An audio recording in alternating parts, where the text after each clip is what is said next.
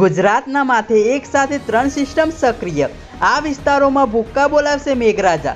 નમસ્કાર મિત્રો, વિડીયોમાં ફરી એકવાર તમારું હાર્દિક સ્વાગત છે। મિત્રો, રાજ્યમાં ફરી એકવાર વરસાદી માહોલ જામ્યો છે, ત્યારે આગામી દિવસમાં વરસાદ કેવો રહેશે તેને લઈને હવામાન વિભાગે દ્વારા મહત્વની આગાહી કરવામાં આવી છે।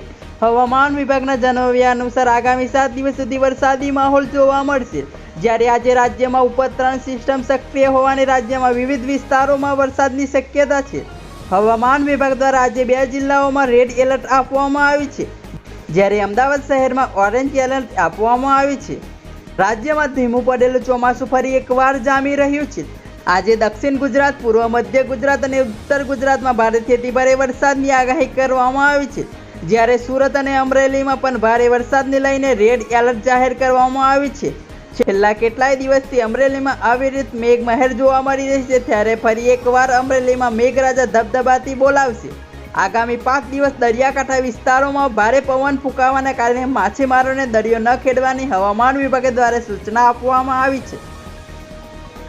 ધન્યવાદ મિત્રો, આવા જ ગુજરાતી ભાષામાં સમાચાર જોવા માટે અમારી ચેનલને સબસ્ક્રાઇબ કરી દેજો અને વિડીયોને એક લાઇક કરી દેજો।